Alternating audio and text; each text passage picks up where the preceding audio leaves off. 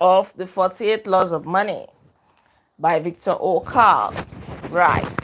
Tonight we're going to be reviewing 3 of these 48 laws, and they are powerful laws. If you want to win financially, you want to be financially free, you want to save your money, you want to invest wisely, this is a book that you should grab. Right. So, what are the 3 laws that we're going to be reviewing today? Laws 25, 26, and 27.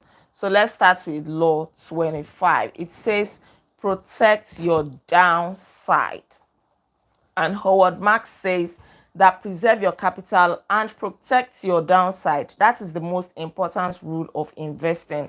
So anytime you want to invest, the first question you should ask yourself is this: is my capital safe? Even if I do not make any, if I don't get any returns, can I still get my capital back at least? So safeguard your capital before you even seek high returns. Make sure that your capital is going to be preserved in case anything goes wrong. This will help you not to make poor financial decisions. It will help you to be cautious. It will help you to put your mind into what you're doing, to ask the right question. Right? Because if you do not do this, if you lose your money, it can have a very big negative impact on you. As you all know, as human beings, we prefer gains more than losses. There is loss aversion. There are people who do not recover from their losses. I know of somebody who collected his gratuity in Nigeria after he retired, and somebody came to him, proposed this investment. It must have sounded very good, very laudable, like a fantastic opportunity.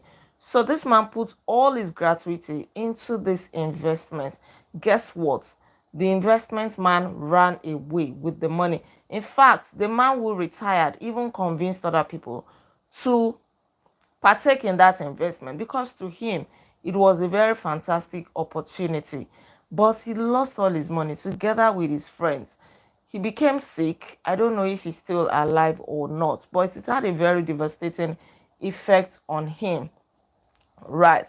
So if you do not want to make any poor financial decision, make sure that you make the right choice, because if you don't, it can help make you to hold on to a bad investment hoping that, oh, it is going to rebound, things are going to get better, you're still going to make your money back. Or it can even make you to take more extreme risks. I'm going to use CBEX as an example. When the news that CBEX crashed first broke out, and people were not sure, has it really crashed, has it not crashed? Some people were saying, oh no, it has not crashed. You only need to put in $100 for you to be able to access the money that you have in there. Right. So if there is anybody that is so afraid of losing his or her money, they are not even sure whether they're going to get the money that is already in out. Now they are asking them to put more money. So if you don't calculate your risk, if you are not careful, you don't know how to handle losses or anything like that, you can even make more serious mistakes, all in the name of trying to get your money back. So they keep telling you to bring more money to be able to access your money that is already with them, and may be so gullible to keep adding money, and at the end of the day you even incur more losses. Right. So recognize that risk management in investing is very, very important. You're welcome. It's very, very important. So protect your downside. Implement measures to safeguard at least your capital. I always say it. Ask questions. If things go wrong, will you still be able to get your capital? And one way you can do this to safeguard your downside is to diversify. Put your money in different places. Although we have learned not to diversify too much, but at least put your money in different places. Another strategy is to review your portfolios regularly. If a particular investment is not doing well, don't hesitate to ask questions, to seek advice, and to check what is working, what is not working. You don't have to stick to it. if you feel that it is not working. But make sure you seek counsel first, because sometimes it is impatience that make people think that a particular investment is not working. They want their returns very quickly. Invest in defensive assets. Right. Invest in companies that will provide stable earnings. Even if the market is not doing well, there are some companies that will be able to stand the test of time. So you have to do your research. You have to speak to a financial advisor to identify them. Then utilize hedging strategies. It is advanced investors that know how to do this to prevent their money against losses. Then focus on quality investments. Invest in high quality companies that will keep yielding returns against all odds, and then know when to exit. We've said it previously that you must know when to cash out. You must know when to say, okay, I've had enough. At least I set this target and I've hit my target. I've made like 100% profit. Let me at least remove my capital. Let me leave the interest there to roll over. That way, you know that even if it doesn't do well again, you have secured your capital. Or maybe you have made 100% or 150 or 50% interest. You can remove the interest, leave the capital there to keep rolling over. Then make sure that you continue to learn, continue to research the market. The market is always changing, right? What it was 10 years ago when you invested is not what it is today. Lifelong learning, continuous learning is important. Now let us move to Law 26. It says, stay humble in victory. As human beings, we have the tendency to become overconfident in our abilities when things are going good for us. Stay humble, right? When you're experiencing financial success, you have a lot of money in savings, you have invested a lot, and your investments are doing so well, your business is booming, everything is working. Don't allow it to get into your head. Stay humble. Don't stop researching. Don't stop learning. Don't stop seeking counsel just because everything is now working so well. Arnold H. Glasgow says, success is not the result of spontaneous combustion. You must set yourself on fire. Continue to set yourself on fire. Continue to stay abreast of your game. The research that you did, the hard work that made you to experience that success, the due diligence that you did before you achieve the success that you achieved. Don't neglect all of that when you begin to succeed financially. Don't get carried away. Don't now saying, well, I know it all. I know how to do it. If you wake me up in the middle of the night, I can tell you blah, blah, blah, and all of that, right? You become pompous and then you're carried away. And then boom, life happens. You don't even know where to start from. There's a story here of a lady who was doing so well that people were consulting her. She knew the business. She was doing everything right. Her company was doing well. Then she became overconfident and everything started going down for her. Thank God she was resilient. She was able to bounce back, but it was not easy. Now she started listening to her customer. There are some people in business, the moment they start experiencing influx of customers, the sales are coming, they become pompous. They don't pay attention to customer service anymore. In their minds, they'll be like, hey, if she wants to go, let him go. I'm not going to feel, anything, because they know that there are other customers, many more, who are going to patronize the business, so they would not feel the exit of a particular customer. But when things start going down the drain, that is when they will know that one customer can turn to two, two can turn to five, five can turn to 10, and tell me how that will not impact on the business, right? So listen to people, listen to your customers, listen to your advisors, work with your team, work with your staff, your employees. Don't allow anything to get into your head. Stay humble. Thank God for Jade. As our journey reminds us that no one is immune to missteps, to errors, especially when riding the wave of success. This particular lady learned the hard way, but thank God she was able to go back to the drawing board. She spent late nights doing her research, doing her due diligence, and all of that. So when you experience financial success, it is easy to become overconfident. Oh, I know it all. There is nothing anybody can tell me. I've been in this business for long, But you don't know that the world is ever changing. Things are evolving. Some people will just wake up tomorrow and they won't do everything that you're doing. They'll take over your job. You'll win over your customers. The market is not what, you have always known it to be. Right. Stay humble. That is the bottom line. Many successful investors have faced downturns due to overconfidence. Staying humble encourages a mindset of continuous learning. Always tell yourself, I must continue to learn. I must listen to people. I must ask questions. Have an open mind. Yeah. So how do you maintain humility? Reflect on past mistakes.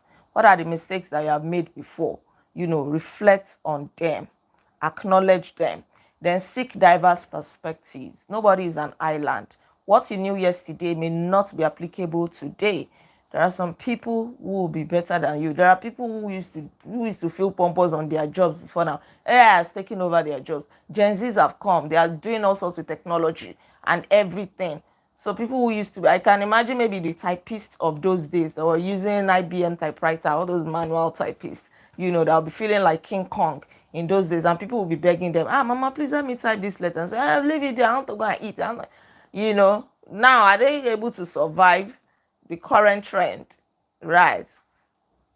Maybe except in villages or some very remote areas. I don't remember when last I saw those typewriters. So seek diverse perspectives, then set clear goals.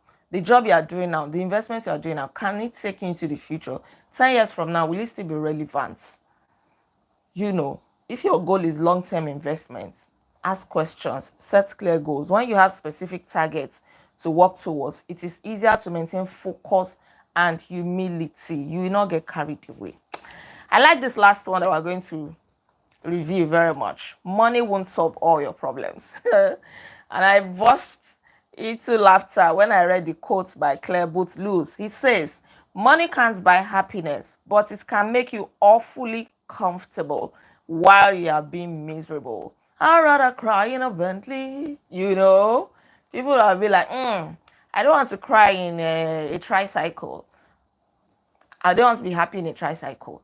I'd rather cry in a Bentley and all of that. You cry in the Bentley, you eat chicken, you drink wine, you wear all the blings, all the expensive clothes, but you are very miserable on your inside. You are miserable in your marriage. Your life is so miserable. Or people who do all kinds of rituals, who do all kinds of dirty things just because of money. Fine, they have all the luxury cars. They live in mansions. They have all the material possessions that money can buy. But deep down, do they have joy? If you don't have joy, then happiness will not cut it. Let me tell you the truth. It is joy. Joy can withstand any circumstance, whether good or bad. When you have plenty, you are joyful. When you don't have much, you are also joyful because it comes from the inside. Your happiness or your joy should not, happiness is dependent on the things that you see, on circumstances. It is circumstantial, but joy flows from within, and that is what you should aim for. If you have this understanding, you will not do anything dirty because of money. You see money as just a tool. Don't live a miserable life because of money, because money is not going to solve all your problems. There are some things that bring fulfillment in life. Right, money can be one of them.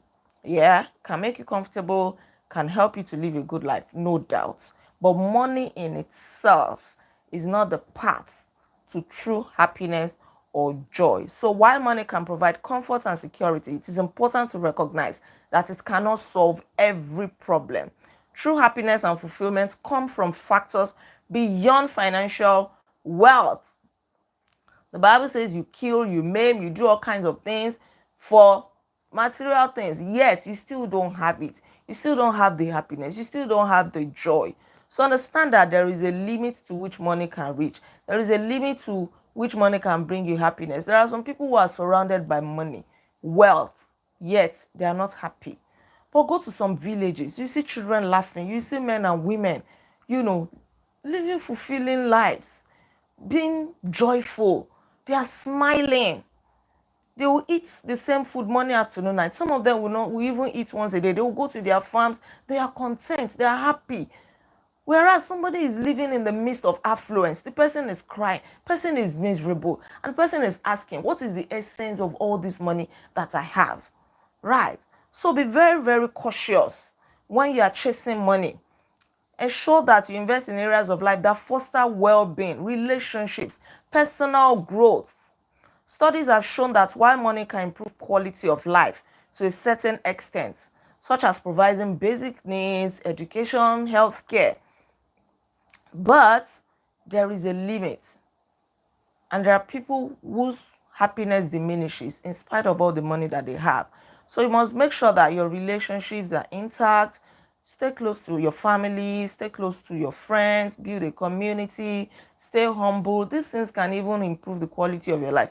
If you have all the money, but nobody wants to come around you, nobody wants to relate with you, maybe because your behavior is irritating, you are proud, you know, then what is the essence of your money? You cannot even enjoy your money that way. Many people equate financial success with happiness, only to find that once their financial goals are achieved, they still feel unfulfilled. This disillusionment can lead to anxiety and dissatisfaction, prompting a reevaluation of what truly matters in life. So there are some things that can bring true fulfillment. Relationship is one of them. Support your family, bond with them, bond with your children, your loved ones, maintain good relationships with people. Number two is purpose and passion. What really matters to you in life? Pursue your passion. Sometimes you may have to take up a job with less pay in alignment with your purpose and passion in life. Instead of going for a job or a business that will bring all the money, but you are misaligned from the purpose of God for your life. You don't even enjoy what you're doing. So every day you wake up, it feels like a burden. There are people who are pursuing their passion. It's not like they're getting so much money from it. They are making they're getting modest income, but they are happy. They are okay. For example, Chuck Finney, co-founder of D2 Free Shoppers, he was a philanthropist. He was estimated to be wealthy to the tune of $8 billion through his business ventures. Yet he gave all his money away because his passion and purpose does not come from money. It comes from seeing people happy, giving to people, being a blessing to people. That was what was driving him. Right. So what is driving you? What is moving you? Whatever is driving you will determine how you are going to pursue money, to determine your behavior, your attitude towards money. If your whatever is driving you is to impress other people, to ride over them, to harass them, you won't have the love of people at heart. You believe that that money is your God, right?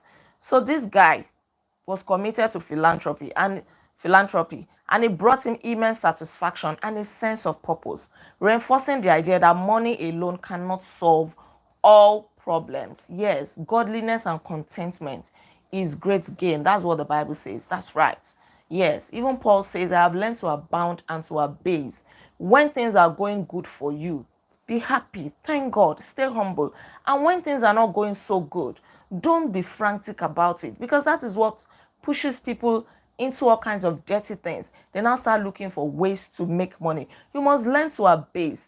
To abase means to stay, to rest, even in the time of lack, in the time of hunger. Don't be tempted to do anything that is against the will of God. Learn to abound. When you have plenty, enjoy it. And when things are not so good, stay, rest, relax, put in the work, trust God. Right, this way, you will live a happy and a fulfilling life. And at the end of the day, you still be able to make heaven. Because after having all the money on earth, you're not going to take a single cent or kobo once you breathe your last breath. So of what essence is it? Have all the money that you can have, but don't get carried away. Don't let money make you misbehave or do anything that God will not be happy about. Remember, money cannot solve all your problems. Thank you so much for joining me on this review tonight. Don't forget to like this video, share your comments with me, and please subscribe to this channel in case you are yet to subscribe. I remain Olade Agbajoye, also known as First Lady, and on this channel, I inspire you to live intentionally. I'll come your way again on Monday by God's grace. Until then, be intentional. Bye-bye. And have a fantastic weekend. Yeah. You're welcome, everybody.